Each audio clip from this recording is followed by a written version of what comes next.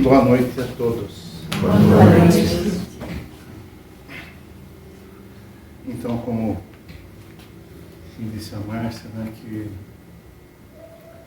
nosso Mestre Jesus nos envolva mesmo a todos nós com seu amor, com sua paz,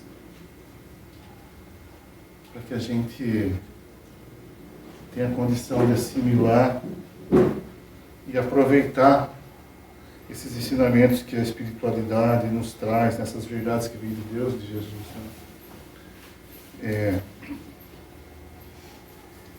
Primeira vez que eu fui fazer uma exposição, não tinha mais quem jeito, teve que ir, começar. E seu Camilo estava aqui, não está aqui hoje, né? Aí eu falei 10 minutos, falei, vem Camilo. Ele não está aqui hoje, não?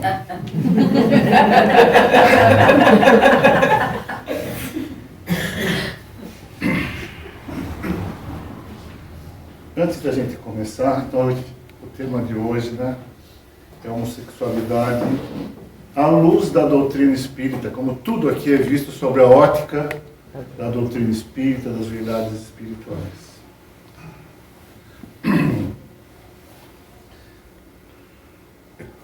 Como a nossa amiga Ana Raquel sempre diz, eu lembrei disso. Eu estou aqui. Fica tranquilo. Eu estou aqui, mas é o Cristiano Ronaldo que falou. Ela sempre diz, falou da última vez, e é uma verdade, que quando a gente estuda, para falar sobre um tema aqui, a gente acho que já sabe alguma coisa tal, e depois que estuda, percebe que sabia muito pouco ou quase nada. Não é verdade? E isso é uma grande verdade. Então, esse seria o primeiro alerta. Porque é preciso que a gente estude a doutrina espírita. Não apenas ler ou ouvir. Porque a gente pode ler, ouvir, Kardec, André Luiz, Emmanuel, João de Anjos, toda a espiritualidade. Mas a gente continua pensando como a gente pensava. Então, o estudo faz com que a gente veja cada palavra, com que a gente procure o sentido, procure a ajuda da espiritualidade para nos fazer compreender. Aí sim a gente consegue mudar esses conceitos, se apropriar de novos conceitos, Aí que o objetivo nosso é a gente se transformar. O objetivo da doutrina espírita é a nossa mudança. Então é necessário mudar, e para mudar é preciso estudar. Seja em casa, seja como for, ler, tentar entender. Como a gente faz aqui na casa, porque o que acontece é que às vezes quando a gente não muda, em vez da doutrina nos transformar, a gente quer transformar a doutrina, a gente quer adaptar a nossa maneira de pensar. Um exemplo disso, a gente tem dificuldade de perdoar, mas a doutrina ensina a perdoar. E aí, a gente fala, não, tudo bem, agora eu vou perdoar, só conviver aqui não dá. Agora, quem fala, não está escrito isso? Kardec falou isso? André, Emmanuel, alguém falou isso? Mas não é normal falar. Então a gente quer adaptar. Então é importante a gente estudar para procurar se transformar. E hoje, mais do que nunca, se a gente não sabe nada, acho que sabia, Raquel. E aí vai estudar ver que não sabe nada. Imagina esse tema que eu já sabia que não sabia nada. Então, esse tema tão carinhosamente escolhido para mim pelo nosso querido irmãozinho João, e que eu agradeço, porque com isso eu consegui ter alguns conceitos, mudar o preconceito que todos nós temos, seja quem vive a condição ou não, que o objetivo hoje seja que a gente procure, através desses novos conceitos, ter uma nova visão.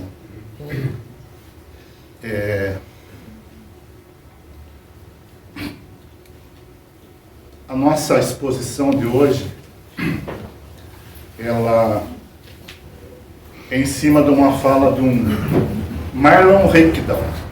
Ele é um psicanalista, psicólogo espírita, Tem vários livros, né? Inclusive Espelho da Alma, que às vezes eu sempre utilizo para falar aqui alguma coisa, é da Joana de Ângeles, que tem um enfoque da psicologia, né?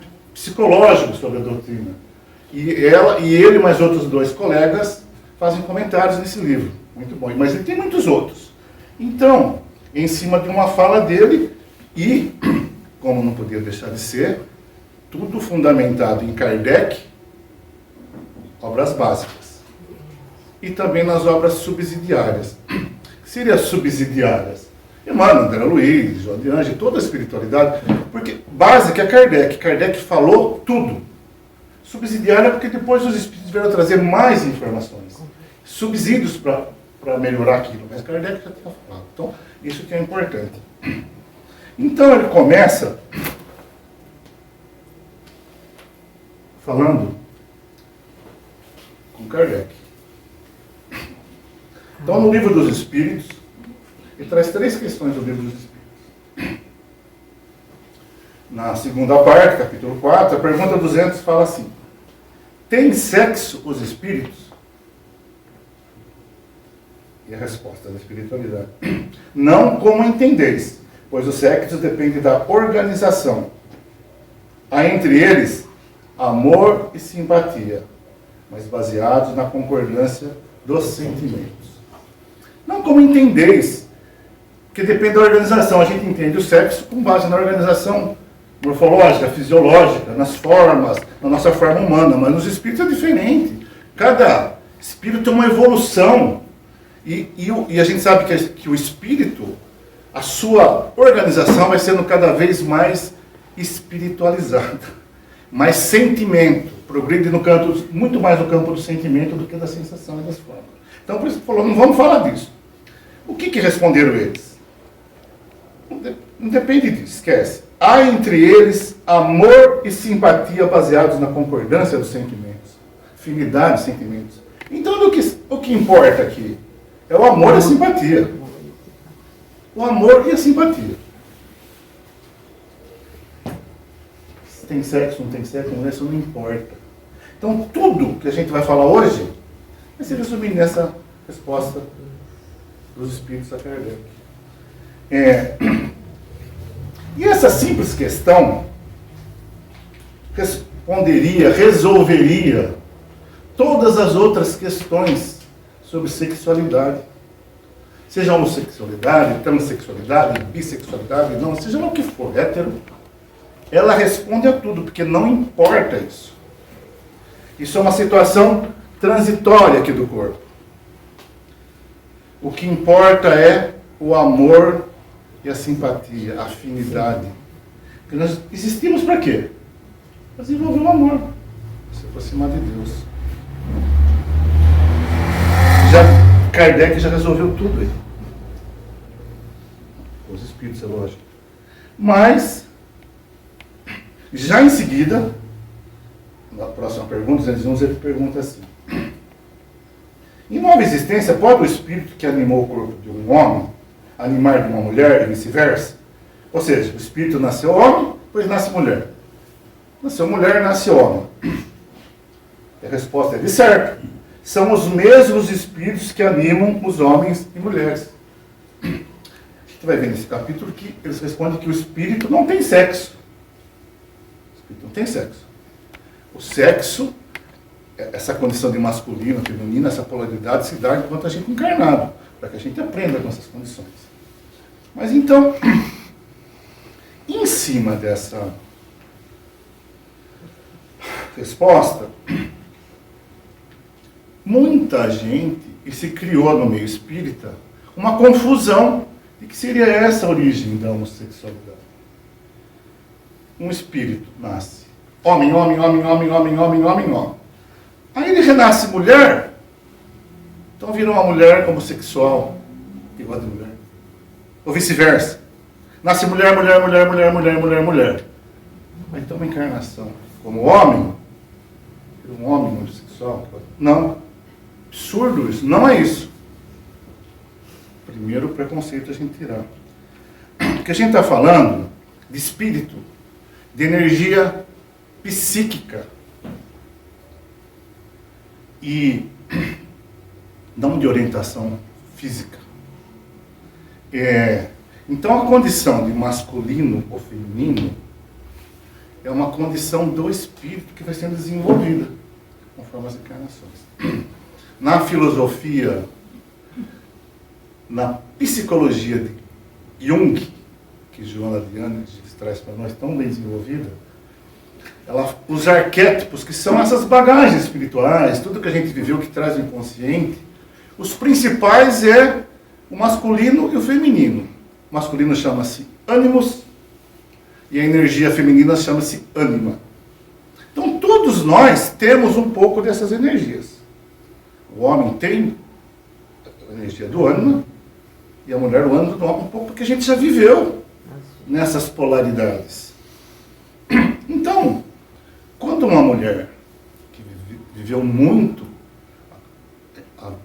a energia ânimos, que ela tem a energia ânimos predominante, porque teve várias encarnações masculinas, ela tem essa coisa do ânimos, do masculino, do ativo, do forte, mas nem por isso ela é homossexual.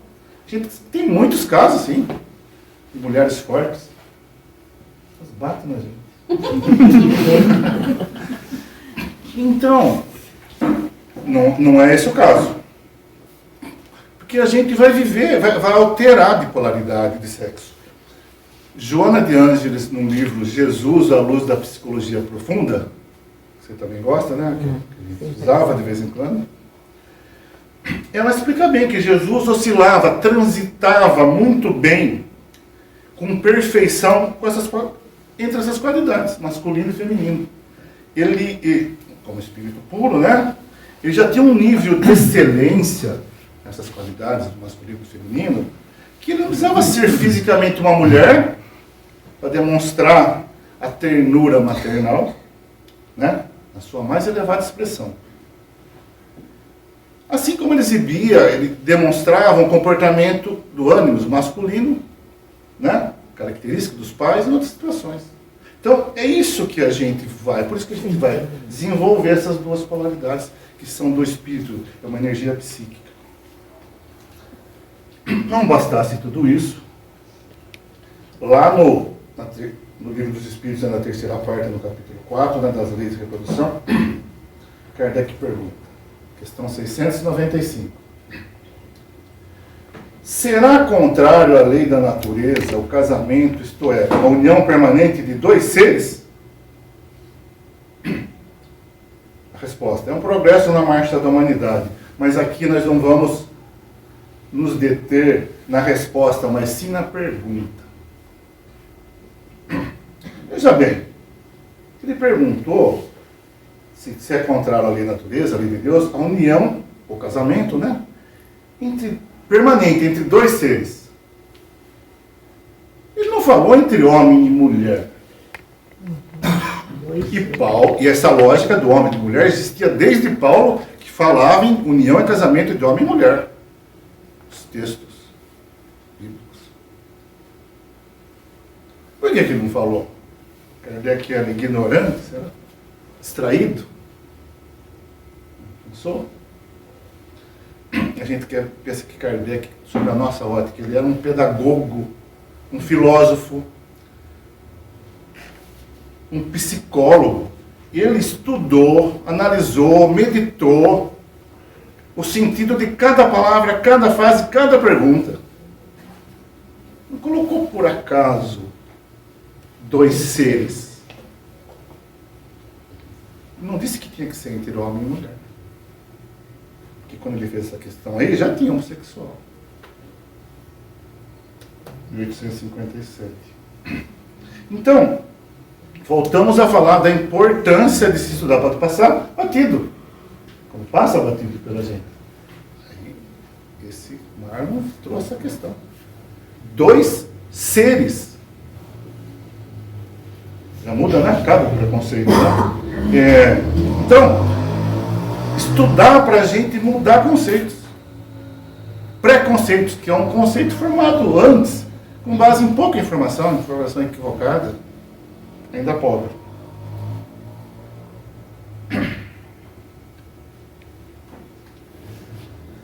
Depois de Kardec, então nas obras subsidiárias, o primeiro espírito que veio falar sobre o tema homossexualidade foi André Luiz, no livro Ação e Reação, no capítulo 15. E lá estava conversando o André Luiz com o seu assistente espiritual Silas, e nessa conversa ele perguntou: e os problemas inquietantes da inversão?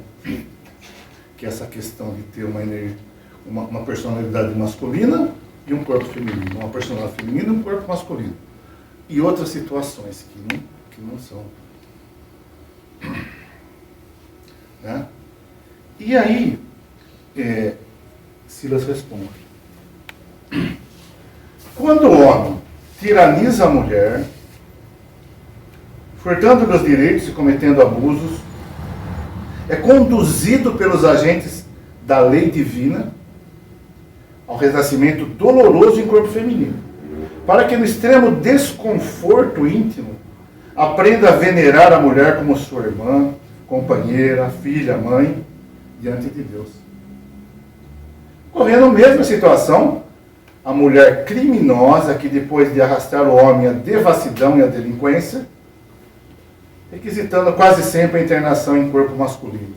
Então o homem que tiranizou, que abusou, não só sexualmente, né? Da condição de feminina, e a mulher da condição de masculina, não respeitou, prejudicou. Aí sim acontece a situação da homossexualidade. Para aprender. E a gente vai ver para frente que isso não é uma expiação, é uma prova, mesmo assim. Então, a gente vai pensar assim: então o homossexual, transexual, é um espírito comprometido com o passado. Sim. Bem-vindos à Terra. Bem-vindos à Terra. No capítulo 3 do Evangelho segundo o Espiritismo, Kardec diz o seguinte: a Terra figura-se como um subúrbio, um hospital, uma penitenciária, um sítio malsão, um terreno ruim. E ela é tudo isso ao mesmo tempo. Quem aqui na Terra não é comprometido com o passado? Todos nós somos delinquentes, como ele disse, doentes ou abandonados, né? Com relação às nossas falhas com as leis divinas. Todos. Estamos na Terra? Somos comprometidos com o passado. Menos aqueles que estão em missão. Descobriu alguém aí, por favor, não levanta a mão, seja humilde, porque porque é assim, né? Eu vim aqui para corrigir meu marido, meu filho. E são os piores, porque acabam não vendo que precisa cuidar de si. Então, se a gente está na Terra, a gente é espírito comprometido. Porque a Terra é um mundo de provas e expiações, onde predomina o mal.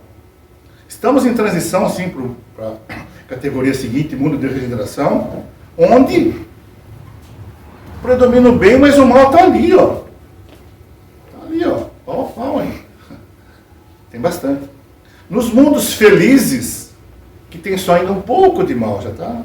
Falta um pouquinho só para acabar. E nos mundos celestiais, só tem o bem. E a gente tem a pretensão de achar que a gente é espírito do mundo celestial, do mundo feliz. Não é? Todos que estamos aqui estamos comprometidos com o passado. Não importa se é homossexual, bissexual, se é viciado nisso, se é aquilo, se é alto, se é baixo. Então, para aqueles irmãos que vivem a condição da homossexualidade, sabendo disso, sendo igual, que procure olhar para si, para a sua condição, para a sua sexualidade, para perguntar: por que está acontecendo isso? O que eu tenho que aprender com isso?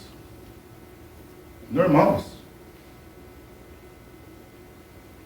E pais ou mães, quando começam a notar alguns traços dos filhos, já que invistam na educação, na orientação sexual. Porque se fala pouco sobre isso, até na condição heterossexual. No caso de homossexual não se fala nada. É difícil alguém que vive essa condição que teve alguma educação, teve alguma orientação. Então, e por quê que a gente não quer olhar para isso? Porque se a gente for olhar para a condição da homossexualidade do filho, de alguém, a gente vai ter que olhar para nós.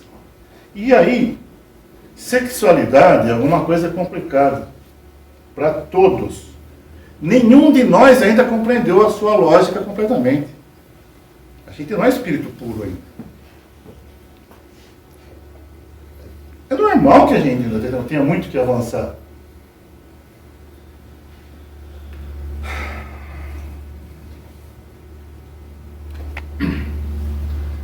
E, até antes de falar dessa tela, né? A gente vai falar de Emmanuel, né? No livro Vida e Sexo, no capítulo que fala sobre homossexualidade. E assim como André Luiz, ele falou que é uma aprovação, uma expiação. Mas assim, se homossexualidade é uma aprovação, que a gente não se engane, que tudo na vida é aprovação. Tudo. Ser bonito é aprovação, ser feio é aprovação. Ser alto ou baixo é aprovação, rico ou pobre é aprovação, né? Negro ou branco. Tudo é aprovação. É para o nosso aprendizado. São detalhes que foram planejados. Como vocês sabem, a gente tem um planejamento reencarnatório, onde os grandes da espiritualidade nos auxiliam com nossa colaboração, para que a gente venha nas melhores condições, com tudo que necessita para o nosso aperfeiçoamento, para o nosso crescimento, para o nosso desenvolvimento enquanto espíritos. Então, provação é crescimento, é aprendizado.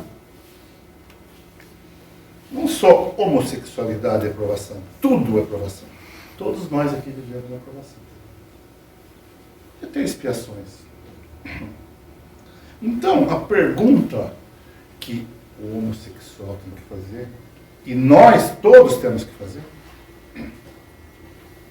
não é o que eu fiz no passado. É o que eu tenho que aprender com essa aprovação. Porque no caso homossexual, é uma aprovação diferente para cada um. Reencarnar como homossexual numa família machista é uma prova difícil. Um sofrimento grande. Enquanto que outros numa família onde já existem outros casos, onde é uma família mais aberta, já se torna mais fácil. Então Emmanuel diz o seguinte, a coletividade humana aprenderá gradativamente a compreender que os conceitos de normalidade deixam a desejar, quando se trata simplesmente de sinais morfológicos, para se erguerem como agentes mais elevados de definição da dignidade humana. Então, que nós vamos devagarzinho aprendendo que o que é normal na sexualidade é mais do que sinais morfológicos, que são as formas da matéria, genitais, é muito mais que isso. São coisas muito mais elevadas. O Kardec já falou. É sentimento. Então, o que ele está falando aí, Emmanuel? Menos. Pessoal, menos. Ninguém tem condição de falar para o outro o que tem que fazer. Um dia nós vamos entender melhor. Né? Como a gente dizia, Raquel, quando a gente começa a estudar um tema, a gente acha que não sabe nada. Qualquer ciência que você começa a estudar, você acha que sabe. Depois de 10 anos, você vê que lá, puxa, eu não sabia nada. E depois de outros 10 anos, a gente vai ver que esses 10 anos que a gente sabia, a gente fala, também não sabia, muito pouco. E assim vamos de encarnação em encarnação. Estamos longe de poder falar para o outro o que tem que fazer. Então cada um tem que cuidar da sua vida, né? Campanha pela vida, cada um cuida da sua.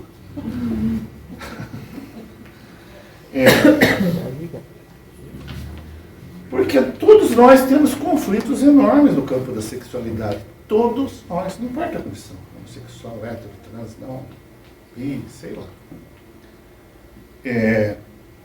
Todos nós temos dificuldade em lidar com isso. Se fala pouco, e no caso da homossexualidade se fala muito menos. Então, menos. Mais cuidado. Ainda nessa obra, Emmanuel diz o seguinte: observadas as tendências homossexuais dos companheiros reencarnados, nessa faixa de prova ou de experiência, é forçoso que se lhes dê um amparo educativo adequado, tanto quanto se administra a instrução à maioria heterossexual. Então veja, ele está dizendo que essa condição, que é uma prova, não uma expressão, uma provação, não uma expressão, né? Ela merece orientação, educação tanto igual à maioria do sexo sexual. Continua. E para que isso se verifique em linhas de justiça e compreensão, caminha o mundo de hoje para mais alto entendimento dos problemas do amor e do sexo. Porquanto à frente da vida eterna, os erros e acertos dos irmãos de qualquer procedência, nos domínios do amor e do sexo, são analisados pelo mesmo elevado gabarito de justiça e misericórdia. O que está dizendo aqui, Emmanuel? Que a gente está caminhando para poder entender melhor os problemas do amor e do sexo, né? E que tanto erros ou acerto de irmãos de qualquer procedência, homossexual, heterossexual, bissexual, transexual, homossexual, qualquer coisa, vai ser analisado pelos mesmo elevado da lei de justiça e misericórdia. O que ele está falando aqui? O que Kardec falou. É amor e simpatia. O que André Luiz disse. Emmanuel está falando a mesma coisa. Porque o que é o mais elevado gabarito de justiça e misericórdia para todos nós? Qual é a lei maior? Amar a Deus sobre todas as coisas e ao próximo como a si mesmo. Então o que está dizendo? É como nós nos relacionamos com o outro. É isso que importa. É o amor e a simpatia. Amar a Deus, como nós nos submetemos às leis divinas, à vontade de Deus. Então, irmãos de qualquer procedência. Quem é heterossexual não está salvo desse tema, não está fora. Todos nós temos problema.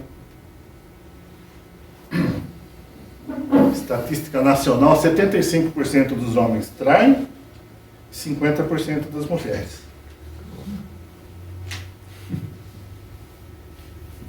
Oh, o Mori estava estranho esses dias. Não, isso aqui é só estatística.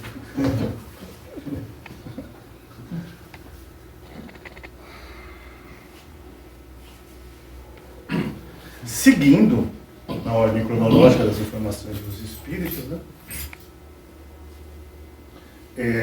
Em 2002, Manuel Filomeno de Miranda, na obra Sexo e Obsessão, fala sobre esse tema. E Joana de Ângeles também, né? Na obra Encontro da Paz e da Saúde, né? Que negócio.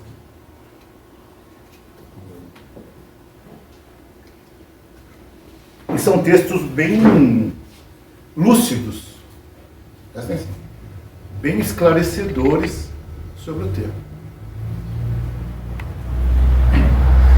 Então, em 2002, Manuel Filomeno de Miranda, né?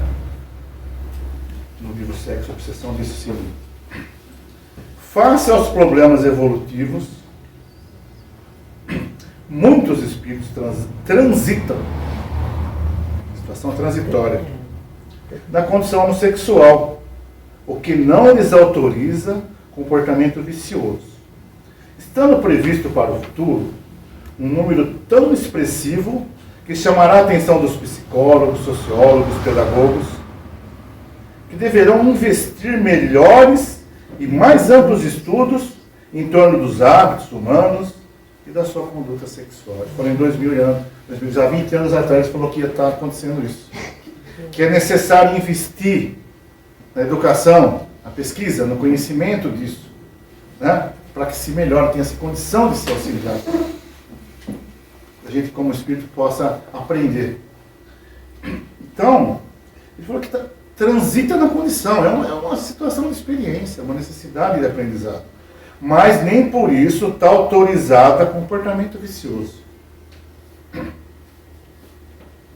Sabe que tem algumas distorções, né? Descuidade, algumas coisas, mas quem está autorizado a comportamento vicioso? Somente sexual? Não está? Nenhum de nós. Ninguém está autorizado a isso. É tudo por nossa conta e risco. E quando fala que não está autorizado a comportamento vicioso, não se trata de reprimir o vício, no caso do sexo. Muito menos tentar sublimar, que é uma tendência que tem. Fala, então eu não vivo isso, estou sublimando, estou... Não, isso é para espírito puro. Então no mundo de provas e expiações. Isso é um processo longo. Nós estamos longe disso. O que é preciso é nem reprimir, nem sublimar o vício. É preciso compreender o que tem por trás dele. Eu acho interessante essa visão, essa proposta psicológica. As pessoas que fazem cirurgia bariátrica, tem o vício da comida. Resolve. Aí muda o vício. Parte para o álcool, para o jogo, para o sexo, para a compra. Né? Então, não trabalha a alma. Não trabalha, não entende a busca do prazer. Não entende essa busca existencial que a doutrina espírita tanto nos ensina, que o prazer ligado à sensação, que são as questões físicas, elas, se atingiu, já acabou, você quer mais, e não satisfaz, não realiza. Que a verdadeira busca seria de elevar, está nos sentimentos, está no desenvolvimento do amor. Então, só troca de vício. Não é isso? Só muda o vício, só muda o tema. Muda de sexo para comida, para compra, para poder. E sendo que é a alma que precisa compreender, que precisa ser trabalhada. Não só na questão da sexualidade, como em todos os outros vícios. Então, é questão de compreender. Porque a gente tem que aceitar essa nossa condição de espírito delinquente, doente, né, que vive no mundo de provas e expiações. Assumir isso para a gente poder mudar. Porque todos os nossos conflitos, todos, nasce, e está no Evangelho, está em toda a obra de Kardec. Qual que é a chaga da humanidade? O egoísmo e o orgulho. Egoísmo e orgulho. E o que é? Nasce disso todos os nossos conflitos, que a gente querer estar num lugar mais alto do que nós estamos.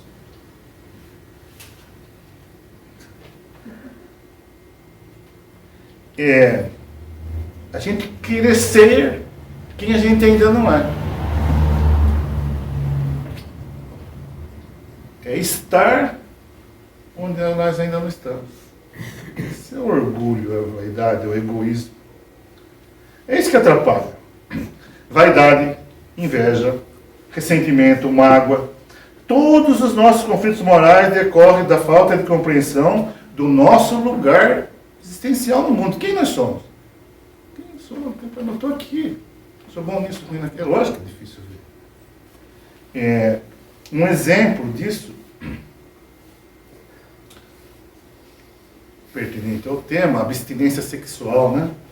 Que muito se falou disso, os religiosos, pessoas se privam disso. Mas tudo não passa de um fundo egoísta, porque ninguém de nós está em condições ainda de se abster ou de sublimar. Para falar assim, eu sou melhor. Sou melhor que eles. Ainda continua o orgulho e o egoísmo de querer mostrar que é melhor do que se é. Joana de Ângeles, no livro lá, Encontro com a Paz e a Saúde, né? Ela fala assim: os atavismos religiosos ultramontanos, essa herança religiosa, ultramontanos são aqueles religiosos mais conservadores, onde tinha mais repressão, nada podia. Né? Essa herança, né? Encontra uma forma de manter a castração sexual, determinando que somente deveria ser usado o sexo para finalidade procriativa. Quer dizer, radical, né? Ainda tem. E continua ela. O fenômeno sexual tem lugar não no aparelho genésico. Não está nos genitais. Em si mesmo. Mas no diencéfalo. A parte do cérebro. Onde se expressam os variados estados de excitação. Por que no cérebro? Porque vem do espírito, é uma energia psíquica. O cérebro só plasma, só modela o que vem do espírito. Então, está no cérebro, não está no órgão genital. Então, se está no cérebro, já veio pronto. Então, esse negócio de escolher a orientação sexual é balela. Já vem de fábrica. Pode escolher sim a postura com relação ao comportamento. Uma postura com relação ao respeito, à afetividade, à educação.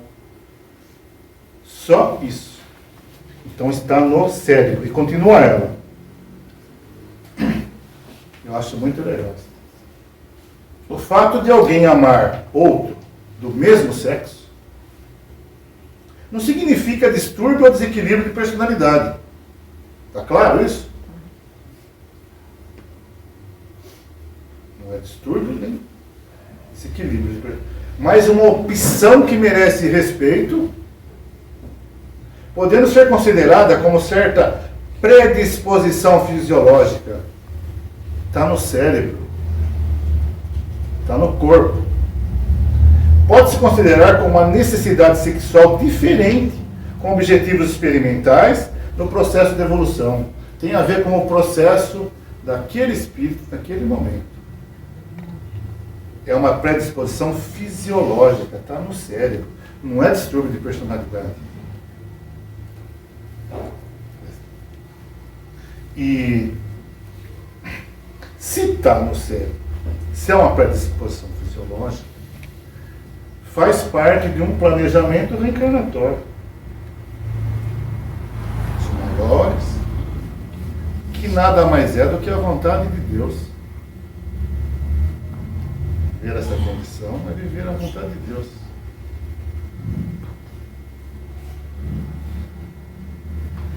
E ela fala: o amor, no entanto, será sempre o definidor dos rumos em favor do ser humano, em toda e qualquer situação em que o mesmo se encontre.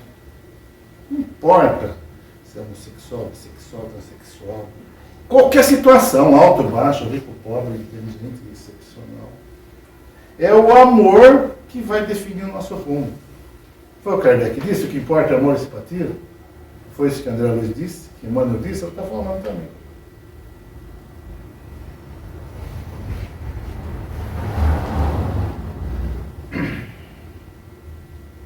E ainda tem algumas coisas em cima de umas palestras de Nivaldo, né? Ele disse isso no livro Sexo e Consciência. Quando o indivíduo reencarna com uma forma biológica, com um psiquismo diferente dela, encontra-se em processo de adaptação. Pelo fato de necessitar de adquirir experiências da polaridade na qual renasceu. Ele deve respeitar o corpo biológico, que é veículo da sua evolução naquele instante. Quando ele escreveu isso, faz muito tempo, 2013, muita coisa mudou. Mas assim, ele fala que quando tem uma energia psíquica masculina no corpo feminino e vice-versa, né? Então ele tem que viver essa polaridade, que é uma necessidade de aprendizado, como a gente já viu. Mas quando ele fala que tem que respeitar o corpo como veículo de evolução, daí gerou a interpretação de que as pessoas que fazem cirurgias com mudança de sexo? Falta de respeito, o que o Divaldo falou. Então é preciso que a gente repense ou analise com cuidado o conceito, a concepção de respeito. O que é respeito? Quando o primeiro cirurgião fez isso, foi considerado um desrespeito da comunidade científica. Hoje, é considerado respeito a um espírito que vive um conflito e procura um caminho para estar em paz.